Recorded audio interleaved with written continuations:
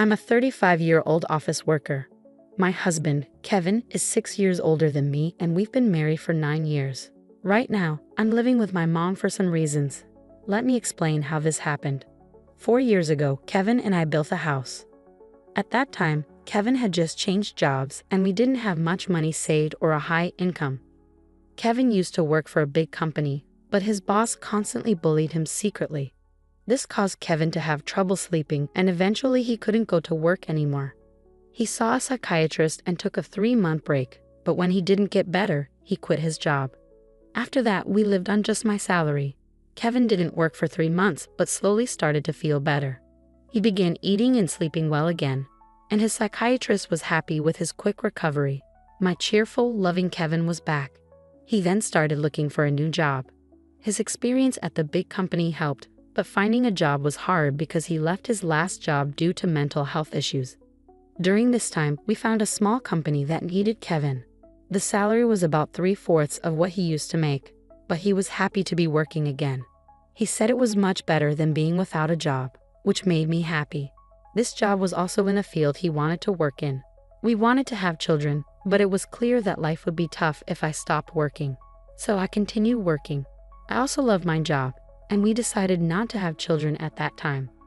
Our life was peaceful until my mother, Sarah, was paralyzed in a car accident and needed a wheelchair to get around. My dad had passed away when I was in middle school, and Sarah had been living alone since then. Our family home was old and not suitable for a wheelchair, with many steps. Kevin then said, "I'm worried. Let's live together." Sarah and I were surprised, but I appreciated Kevin's unexpected kindness. Since Kevin had just changed jobs, we were unsure about the future, but we decided to apply for a mortgage. As we expected, it was tough to get a loan because Kevin hadn't been at his job for long. However, we were determined and didn't give up. After trying with several mortgage companies, we finally found one that worked with us and approved our loan. We bought our dream home, which I had always imagined, filled with the smell of wood, thick wooden beams on the ceiling, custom storage spaces, a kitchen tailored for my height, and spacious cypress flooring. Importantly, it was a single-story, barrier-free house, perfect for living comfortably in a wheelchair. We were excited as our house was being built and visited the construction site every day.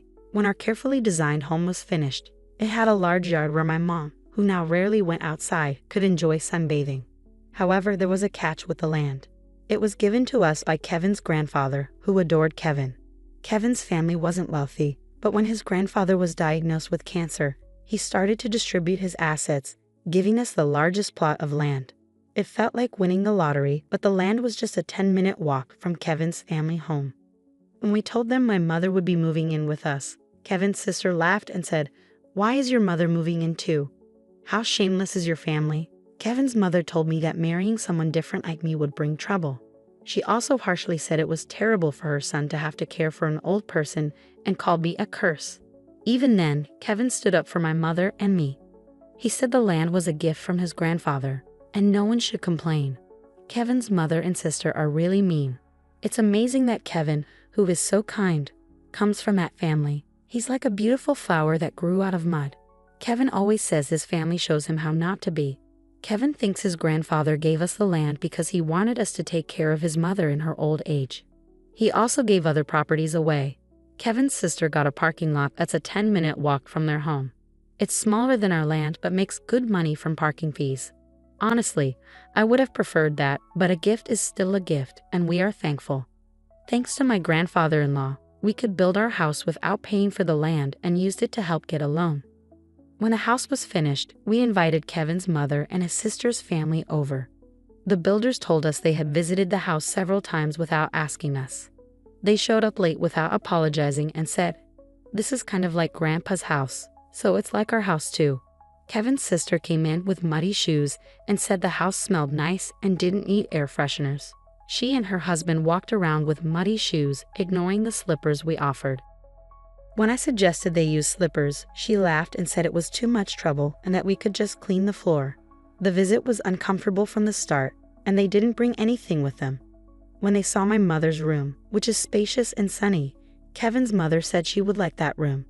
My mother's room is like a duplex with its own kitchen, almost a second living space. "I want to live here," said my mother-in-law. She then told my mother, "You were lucky to have that accident, weren't you? Thanks to being paralyzed, you moved from that old shack to this nice house. Isn't that a lucky turn of events?" My mother said nothing but looked very sad. I was really angry inside, but before I could say anything, Kevin spoke up. "What did you just say? There are things you should and shouldn't say. It makes me question your humanity. I can't even believe you're part of my family. You're the worst. Apologize now," Kevin demanded firmly. Whether they were amused or not, my mother and sister-in-law glared at me. Then my sister-in-law angrily asked Kevin, "What's this all about? It's a total turnoff. It's not cool to invite people over and then be rude to them. Just because you built a house, you think you can act superior." The mother-in-law chimed in, "My son messed up by marrying you. You're a jinx." Kevin didn't stay silent. "Enough is enough. This mess started because of your rude comments. You said the accident was a good thing and called my wife a jinx. I will not forgive that." The mother and sister-in-law looked frustrated by Kevin's strong response. Then my mother, who had been watching everything, said with regret, "It's okay. I am here because of the accident, and it's true I moved from a rundown house to this beautiful one. Your son has always been kind to me. Thank you." Perhaps feeling guilty, the mother and sister-in-law left, giving me a nasty look. My mother then apologized to Kevin. "I'm sorry if I upset your mother and sister. I'm sorry for ruining the mood at our housewarming party." Kevin responded, "No, I should be the one apologizing. It's embarrassing how they lack decency. I'm really sorry, but I am happy to be living with you. Please understand that." With that, my mother started to tear up. Since we live near Kevin's parents' house, the neighbors all know us well. They've known Kevin since he was a child and are very kind to us. 4 months have passed since that day. We were finally settling into our new home, and my mother started to smile more when I received an unexpected call from home while I was at work. We rarely get calls from home, so it surprised me. My bad feeling was right. My mom, sounding very upset, called to tell me something awful. Kevin had collapsed at work. I was shocked and spoke to my boss right away, then rushed to the hospital. On the way, I tried to stay calm by imagining that Kevin would be okay when I got there, joking around like always. But when I arrived, it was a shock to see him with so many tubes attached to him. We had planned to go to a movie that weekend. The doctor told me Kevin was in critical condition and might not wake up. I felt like I was in a movie. I couldn't even cry. Despite my prayers, Kevin passed away at the hospital. My shock continued as my mother and sister-in-law arrived when they heard Kevin had died. My sister-in-law accused me harshly, asking if I had poisoned him or if I was after his life insurance. My mother-in-law also blamed me, saying bad things always happen around me and calling me a jinx. I was too sad to respond.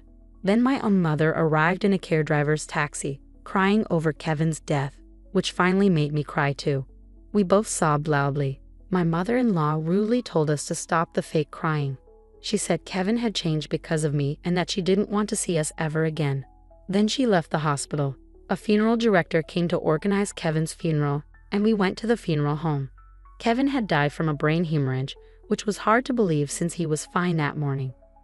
When I told my mother-in-law the funeral plans, she coldly said she wouldn't come because Kevin always sided with my mother and me. She said her daughter wouldn't come either.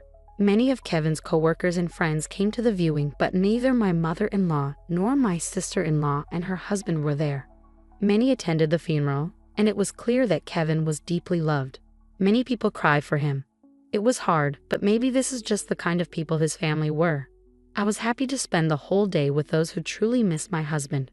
After Kevin's death, I got an email from my mother-in-law, but it was inappropriate, so I didn't reply. She was asking about the life insurance money and kept emailing because I didn't respond. Eventually, she claimed she had a right to it. I chose to ignore it because I wasn't ready to deal with that. When we got home, I noticed a light on inside, which was odd. My mother, Sarah, was confused and thought we had turned off all the lights. I figured maybe I forgot because I was so upset. I told her it was understandable given the situation, and I unlocked the door. When we entered, we could hear the TV, which was very strange. Inside, we found my sister-in-law and her husband sitting there. I was so shocked I couldn't even speak. The living room was full of unfamiliar furniture and boxes. We had no idea what was happening. My sister-in-law said, "Why did you just barge in here?" "Well, it's your first time, so I'll let it slide. We're taking this house. "We sold your stuff, so leave." My mother and I were completely shocked. I asked where our furniture and belongings had gone, and she casually said a resale company came and took everything, claiming we had good furniture and they got a good price for it. They'd bought new furniture with that money, saying, "Who wants furniture that a dead person used? It's bad luck." She added that she cared about such things and our stuff was packed in boxes. She even remarked that we must be minimalists or just poor because we had so few things. The furniture was carefully chosen by my husband and me. I couldn't forgive them for this. My mom was furious too, her face turning beet red, but she was too shocked to respond.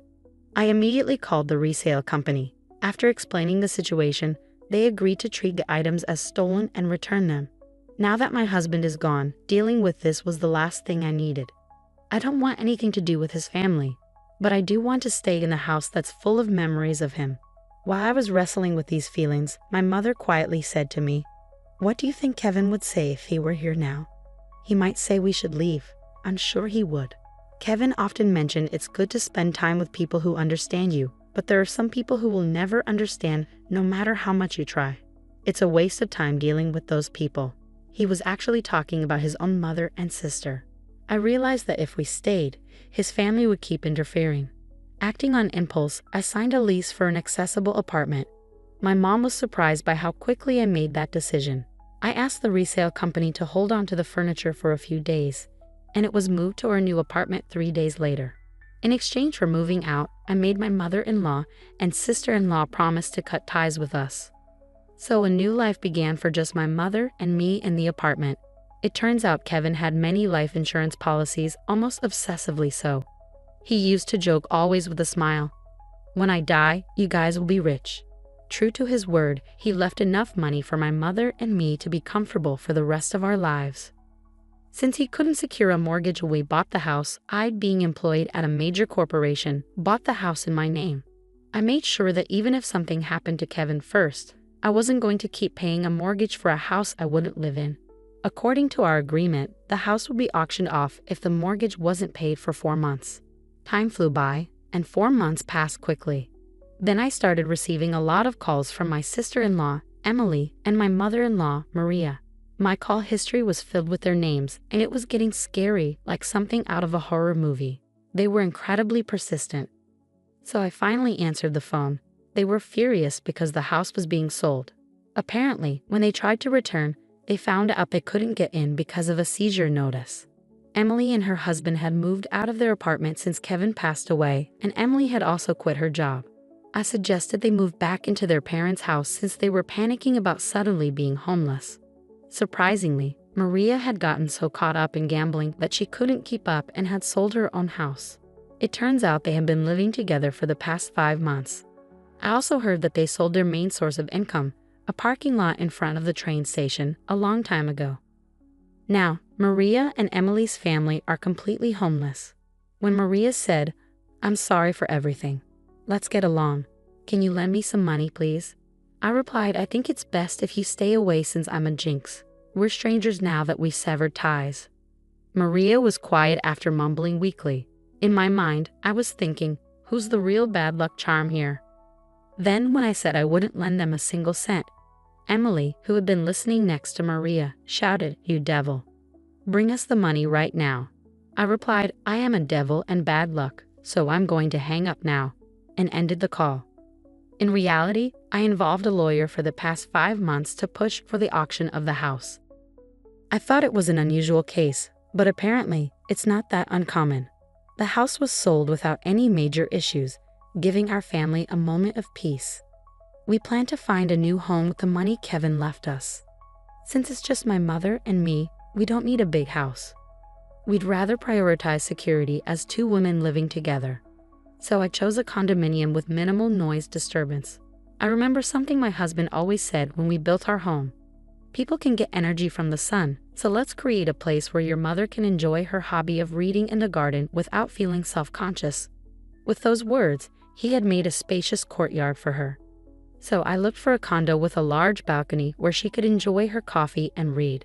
It's smaller than our previous home, but the room is spacious enough to house the furniture my husband probably chose. The piece of land that was gifted to us by Kevin's grandfather was expansive, and the house sold for more than expected. With that money, we're moving forward. I recently bought a luxurious condominium with exceptional security features, a choice I'm sure would have comforted my always cautious husband, Kevin. The peace of mind that comes from living in such a secure place is invaluable, especially after the tumultuous experiences with my in-laws. Life has taken a dramatic turn since Kevin passed away. Amidst my grief, I've been dealing with the fallout from his family's actions, which frankly has been draining. Following the auction of the house, Kevin's mother, Maria, and his sister found themselves without a place to live. Despite their desperate attempts, including trying to borrow money from neighbors, they couldn't secure any financial assistance and ended up in public housing. Living in public housing, they continued their old habits, causing disturbances that have started to concern the community. For instance, they recently had a barbecue on their small balcony, an act that left many locals in disbelief given the limited space and safety concerns. Such thoughtlessness seems typical of them and reflects the disregard they've always shown for others' comfort. Moreover, their financial difficulties appear to have led to frequent loud arguments that disrupt the nightly peace, an auditory testament to their ongoing strife. My sister-in-law's husband has since left, leaving just her and Maria to fend for themselves. Their situation is a stark contrast to the quiet, stable life I now lead with my mother. We're both two-person households, but while my home is a sanctuary, theirs is a source of constant conflict and unease. It's become so disruptive that neighbors are banding together, hoping to evict them to restore some semblance of peace. It's a harsh reminder that no matter where you go, being a nuisance can make you unwelcome. Reflecting on these events, I realize how the phrase, "what goes around comes around," rings true. My goal is to live quietly and peacefully, distanced from the embarrassing turmoil associated with my former family. I believe Kevin watches over us, perhaps with mixed feelings about the chaos his family continues to perpetuate in contrast to the tranquility he loved during his life. As I move forward, my focus is on living a life that causes no trouble to others. I want to honor Kevin's memory not just through words but through actions. He always advocated for a life well lived, surrounded by people who bring joy and understanding. Despite the unfortunate family dynamics he left behind, I'm committed to building a life filled with positivity and peace. The decision to buy this condominium wasn't just about finding a new home. It was about creating a haven where my mother and I could feel safe and secure. The quiet, the order, and the absence of drama allow us to enjoy each other's company and focus on the things that truly matter. It's smaller than our previous house, but every corner of this new space is cherished, every moment of silence savored. I've learned a lot about resilience and moving forward. The memories of Kevin, filled with love and laughter, inspire me every day. They remind me of the importance of living authentically and compassionately, ensuring that his spirit of kindness is carried forward. Living well is perhaps the best tribute I can offer to a man who gave so much and asked for so little in return. In this new chapter, amidst the serenity of our chosen sanctuary, I am determined to live not just for myself, but in a way that would make Kevin proud.